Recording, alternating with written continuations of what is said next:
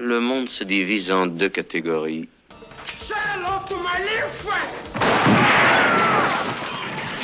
Here's Johnny! Ceux qui ont un pistolet chargé et ceux qui creusent. Toi, tu creuses.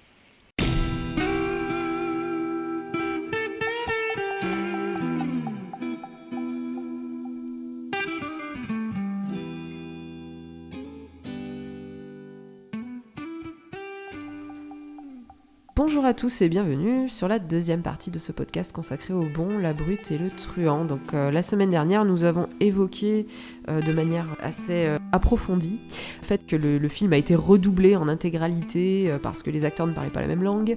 On parlait aussi des difficultés qu'ont rencontrées les acteurs, notamment pour leur sécurité et pour leur vie, vu la manière dont le film était tourné, on va dire, à l'italienne.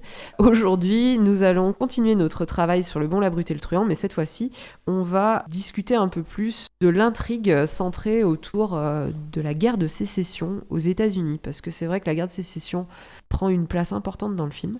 Ouais. C'est ce que je trouve intéressant aussi, c'est que en fait, cette guerre de sécession, elle influe sur le récit. C'est pas juste une toile de fond. Elle a des conséquences sur la façon dont les personnages vont agir.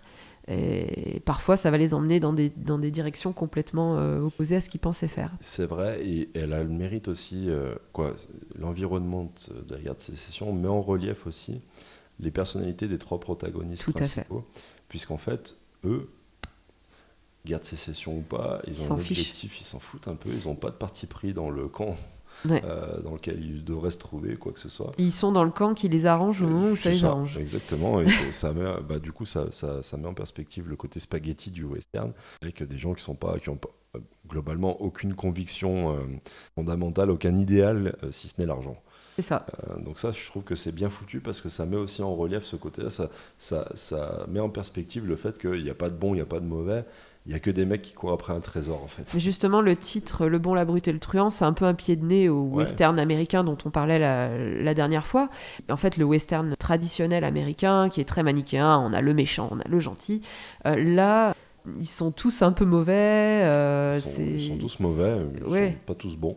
Non, c'est ça, c'est ça. Il n'y a pas le sauveur, comme on avait dans la plupart des westerns traditionnels américains. Là, dans le western spaghetti, c'est ça qui est intéressant, justement. Et le fait d'appeler le film Le bon, la brute et le truand, c'est un petit peu un pied de nez aussi à tout ça. C'est un peu une manière de dire... Parce qu'ils sont tous, en tout cas, brutes et truands, pas de problème. C'est sûr. J'ai du mal à trouver des côtés très humains à chacun des trois personnages. Un petit peu chez Tuco et un petit peu chez Blondin parfois. Sentenza, pas du tout. Ah non, Sentenza, non, une ordure finie, pourrie jusqu'à la moelle. C'est ça. Mais du coup, c'est vrai que c'est ça qui est intéressant. Et le fait qu'il n'ait pas de parti... Enfin, la guerre de sécession, en gros, pour eux, ça n'a aucun...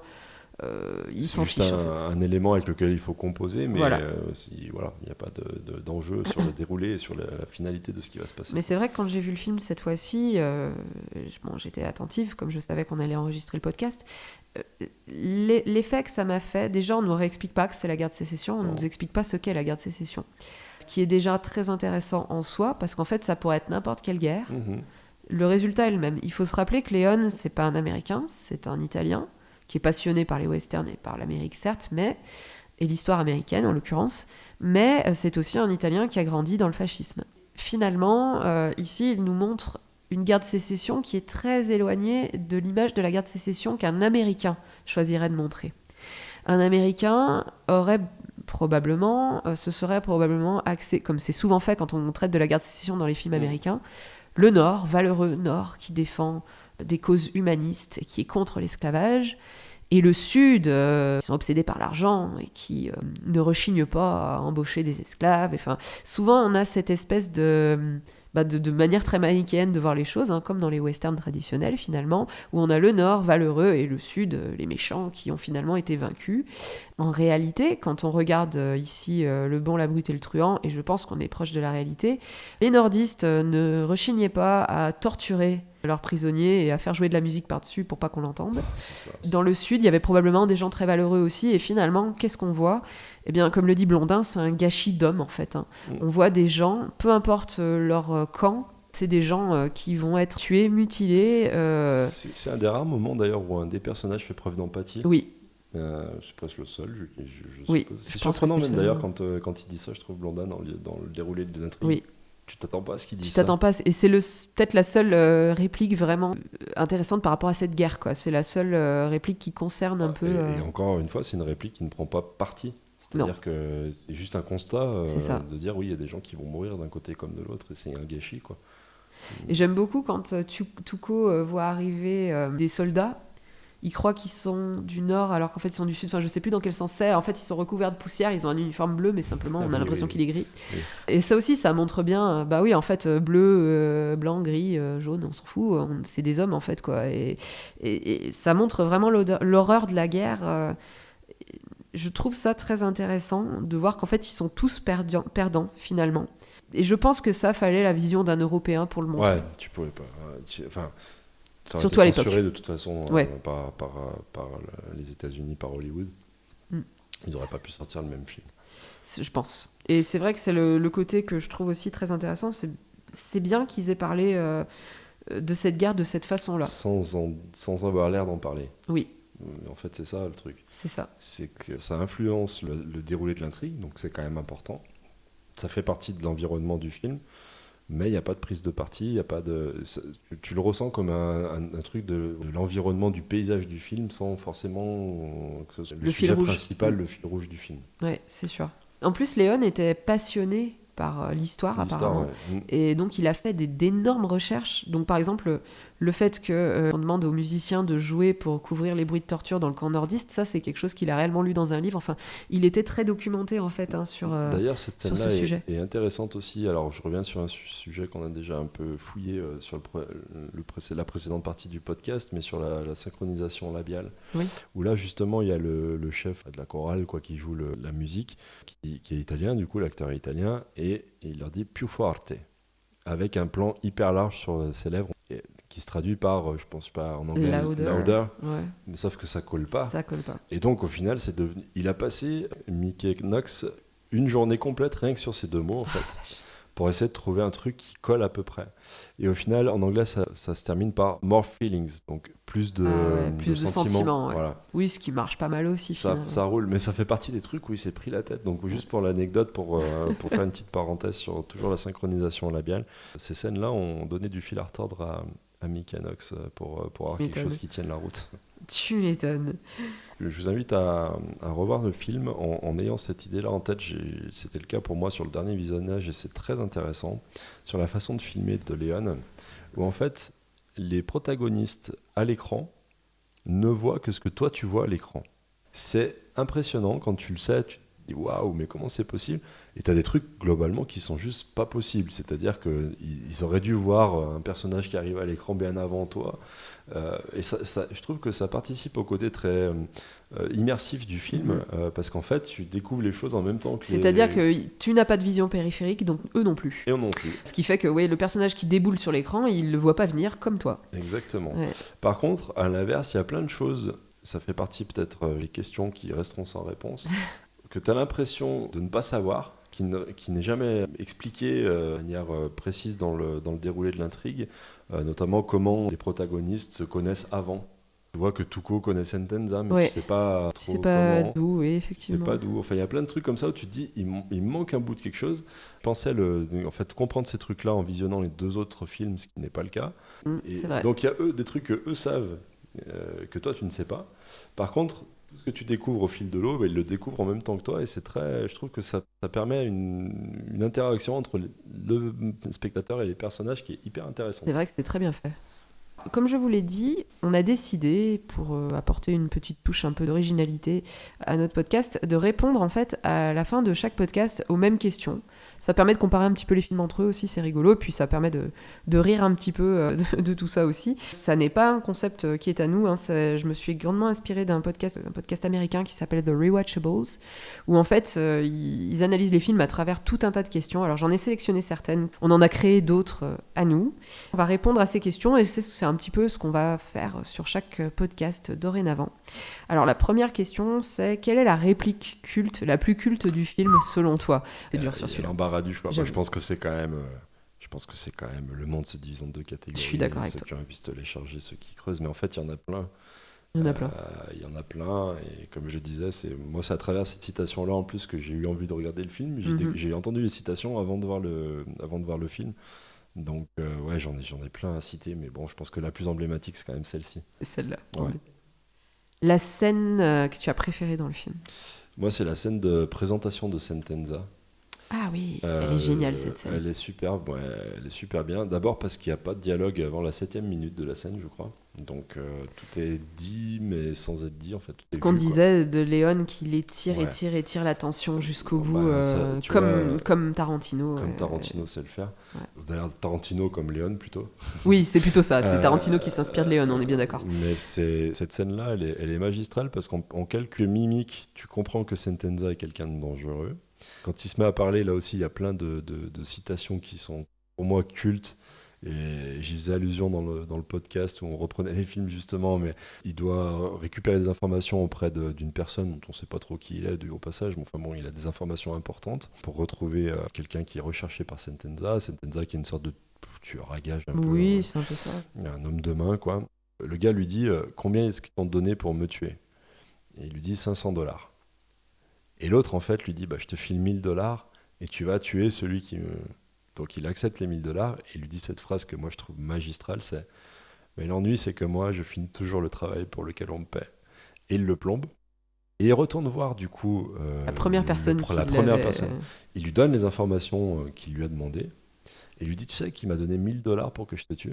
L'autre se met à rigoler et il lui redit « Mais l'ennui c'est que moi je finis toujours le travail pour lequel on me paie ». Et il le plombe aussi avec... Franchement, beaucoup de jubilation, il est hyper sadique. Il est hyper je trouve cette scène, elle est géniale parce que du coup, en quelques minutes, tu as compris qui était Sentenza.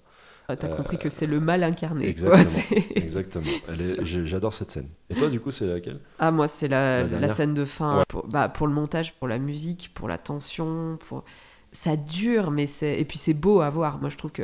Et puis la musique. La musique, elle est là-dessus. Sur cette scène-là, elle est hyper importante. C'est vrai que cette scène, elle a tellement inspiré tellement de gens par la suite. Ouais. Je veux dire, aujourd'hui, même dans des pubs, on reprend le procédé de qui aura le dernier Twix, ou je te dis n'importe quoi, et tu vois le plan sur les yeux des gens qui veulent tous se jeter dessus.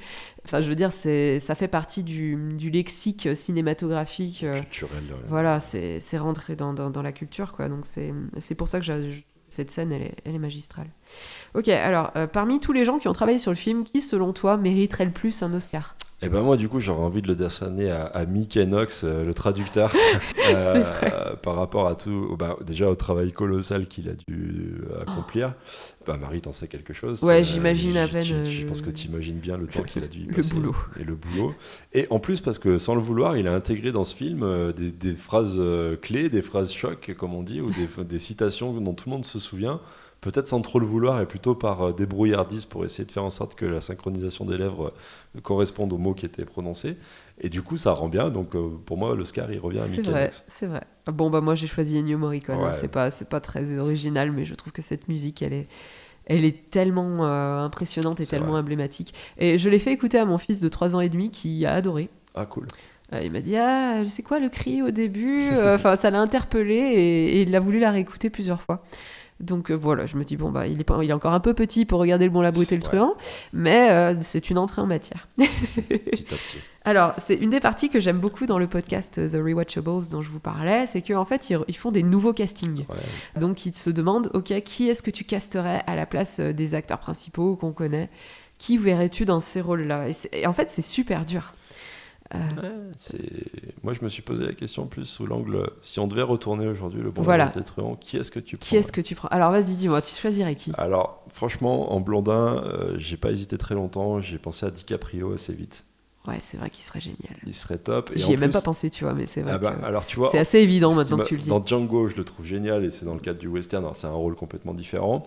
Mais aussi dans Once Upon a Time in Hollywood, où il incarne un acteur de western. C'est vrai. Je trouve qu'en fait, ça serait rigolo, tu vois, parce que c'est presque... Il va faire du western spaghetti aussi dans Once Upon a Time in Hollywood, quand sa carrière bat un peu de l'aile, etc. Donc ça serait marrant que ce soit lui qui reprenne. Brad Pitt aussi fonctionnerait. J'ai pensé à Brad Pitt dans un deuxième temps, tu vois. Ouais. Mais ça fonctionnerait aussi, en effet. En Tuco, j'ai pensé, là je me suis un peu plus cassé la tête, mais à Vincent Cassel. Alors c'est rigolo, moi j'ai Cassel mais dans un autre rôle. Ah voilà, ah oui, Sentenza. J'y ai pensé en blondin. En blondin, ok. On t'expliquera pourquoi. Mais en fait, j'ai pensé à Vincent Cassel en Touko parce qu'il m'a bluffé dans Mesrine. Ouais. Et Jacques Mesrine. C'est Touko. C'est Touko. Mais je trouve que sur le côté hyper dangereux, mais en même temps hyper beauf, à l'écran, il est comme ça. Alors, je connaissais pas personnellement Jacques Mesrine et Dieu m'en garde. Tant mieux. Dieu m'en garde. Mais dans la façon dont Cassel l'interprète, notamment sur la deuxième volet des 2 films consacrés à Jacques Mesrine, je trouve que ce côté un peu beauf, en survêt, avec un gros beat qui vit en H&M, machin, enfin tu vois le truc. Dans Juste la fin du monde aussi, il joue un gros beauf, Vincent Cassel. Je l'ai pas vu. Mais moi j'adore cet acteur, il peut vraiment tout faire. Parce qu'il peut être ultra classe d'un côté et être clair. le pire beauf du monde d'un autre. Et là, tu vois, je trouve que dans Mesrine, tu sais que le mec est hyper dangereux, qui peut te plomber pour un nom globalement, mais en même temps, il a ce côté un peu boy next door, quoi. Je sais pas comment dire. Je vois ce que tu veux dire. Le gars que tu croises dans le supermarché en survêt, en train d'acheter des bières. En train d'acheter des bières, de se gratter les fesses, quoi. Okay. C'est un peu le cas de Touko, donc c'est vrai, dans une époque différente, mais du coup j'aurais bien imaginé Cassel en Touko. Et en Sentenza, j'aurais adoré voir Edward Norton. Angela, il a le regard très, très clair, Edward Norton, et parfois ça lui donne un côté très, très apaisant, très sympathique dans certains films. Et quand on a vu American History X, il y a ce côté hyper sadique de je viens de tuer un mec et j'ai ce regard là qui fait froid dans le dos, qui aurait très bien pu coller à Sentenza, qui on sent prend un plaisir presque non dissimulé à plomber tout peu, quoi. C'est un peu un psychopathe, et je trouve qu'Edward Norton aurait été bon dans ce côté très très sadique du personnage de Sentenza. J'irai voir ton film. Tu vois. J'irai. Ouais. Bon, le casting coûte cher quand même. Oui.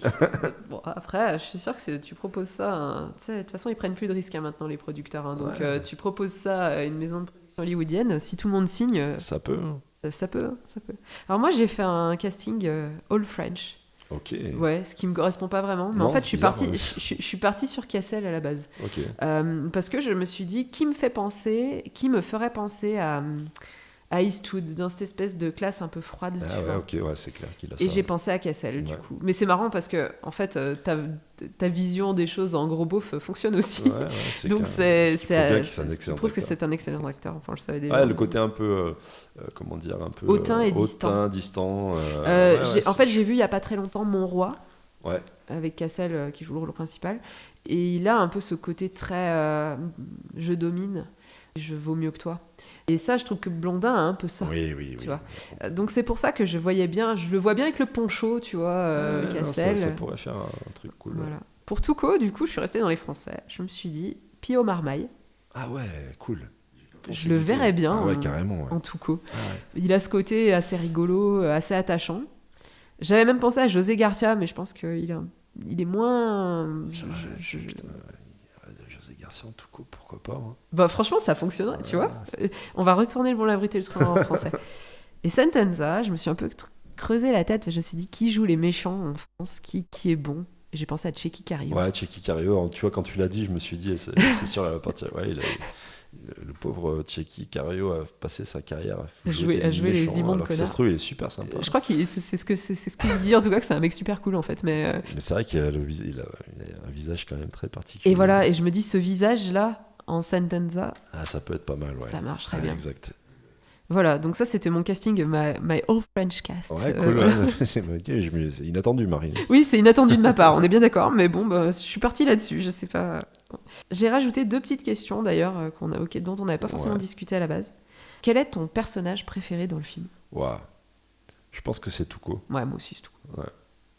Parce qu'il est assez marrant, quand même. Il est marrant, mais il fait de la peine, en fait. Bah oui et non, parce que quand t'écoutes au moment de la première pendaison, là, quand il...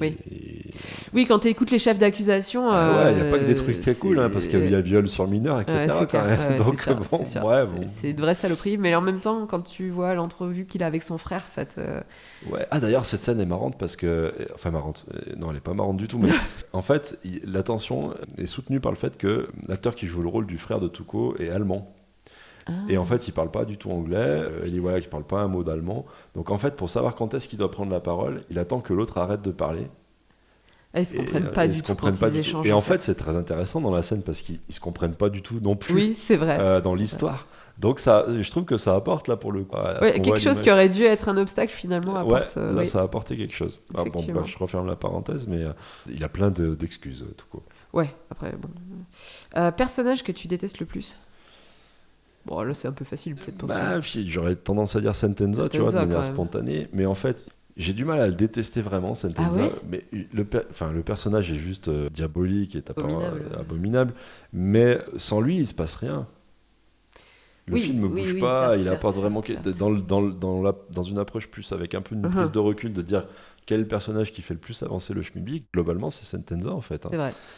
Et s'il n'était pas là, du coup, le film n'aurait pas ce rythme-là. Donc ouais, dans l'attitude du personnage, dans la façon de penser du personnage, c'est Sentenza, mais j'ai une petite affection pour Sentenza parce que c'est aussi grâce à lui que le film est aussi bon. D'accord, intéressant. Quel serait l'accessoire que tu voudrais garder de ce film? Peut-être le cigarillos de Blondin. Moi, je veux son poncho, j'adore. Le poncho, ouais. Donc, en plus, c'est des trucs qu'il a acheté lui-même, Eastwood. Et oui, d'accord. Le poncho, les cigarillos aussi, tout vient d'Hollywood, en fait. Alors, j'adore le poncho aussi pour une autre raison, c'est qu'en fait, ils ont réutilisé le même poncho et un peu les mêmes costumes. Et il y a d'ailleurs des scènes qui sont retrouvées un petit peu dans le 3e épisode de Retour vers le futur. Ah ouais. Quand Marty McFly va dans le Far West, et donc il prétend qu'il s'appelle Clint Eastwood, d'ailleurs. Et il a le même poncho à un moment. Et il y a plusieurs scènes qui sont reprises de la trilogie du dollar, en l'occurrence. Zemeckis s'en est bien inspiré. Je trouve ça plutôt chouette. Donc c'est une des raisons pour lesquelles aussi le poncho me parle. Et tu fais coup double. Voilà, exactement.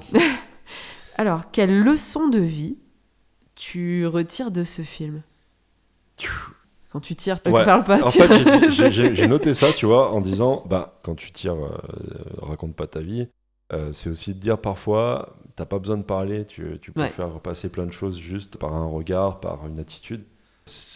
Globalement, c'est la leçon de vie que je retirerais du film. Alors moi, j'en ai deux. La guerre, c'est mal. Ouais, okay. Voilà.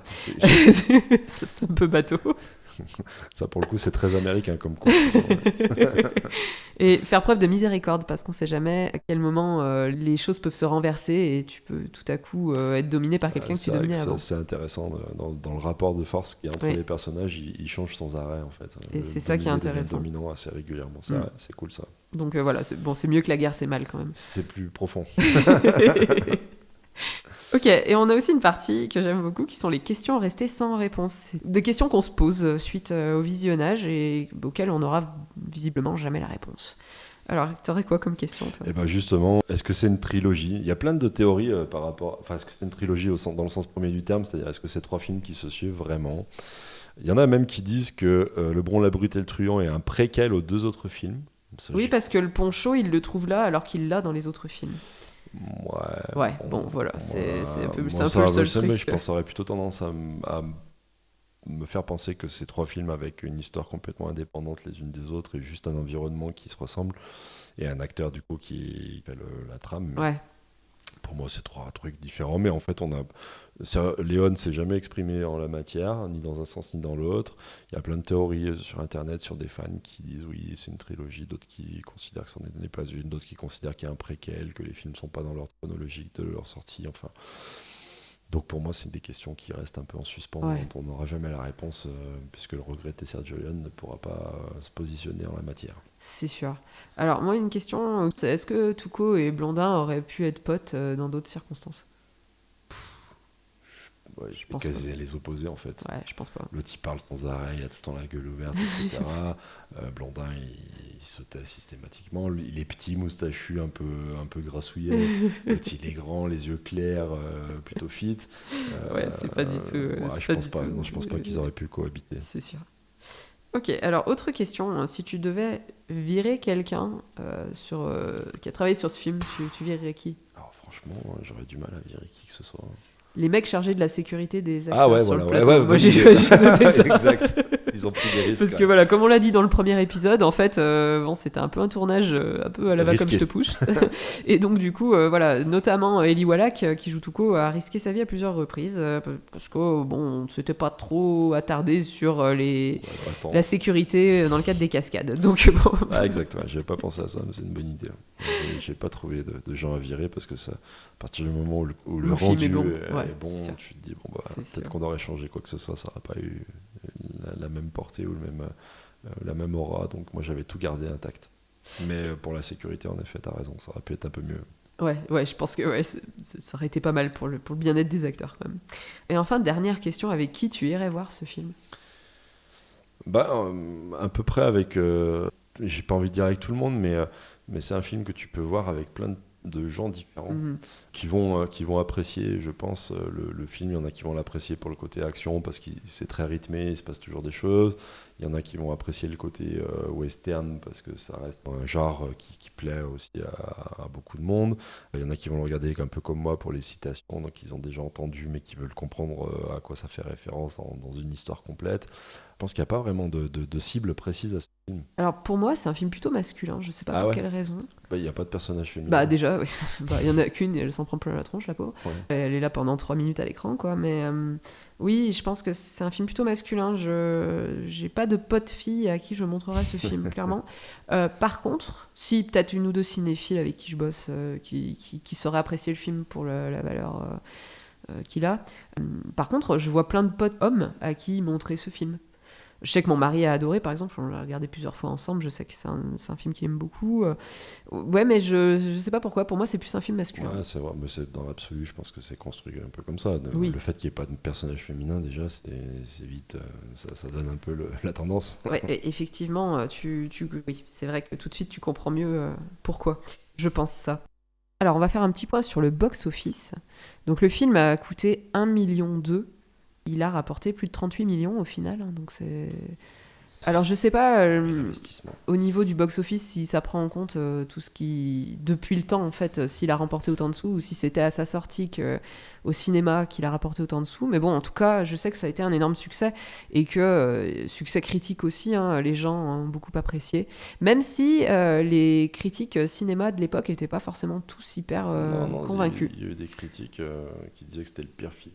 Parce que justement, il fait des critiques américaines surtout. Et oui, si tu t'attends à un western à la John Wayne et que tu vas voir ça, c'est sûr que t'es un peu déçu. Quoi. C'est exactement ce qui s'est passé, c'est qu'il y a eu des critiques très très sévères à l'égard du film. Je pense que ça poussait un peu les Américains dans leur retranchement et qu'ils n'avaient pas l'habitude de ce genre-là, quoi. Donc tout simplement. Voilà, je pense qu'on a fait le tour sur Le Bon, la Brute et le Truand. Je sais pas si tu as quelque chose à ajouter. Non, vu que quand on tire, on raconte pas sa vie, on va s'arrêter là, je pense. C'est ça, exactement. On va essayer d'être bref, comme nous le conseille Touko. En tout cas, c'est un film qu'on vous recommande. Si vous ne l'avez jamais vu ou si vous voulez le revoir, c'est un excellent film. Merci à tous de nous avoir suivis. Merci Kinou. Merci à toi, merci à tous. À bientôt. À bientôt.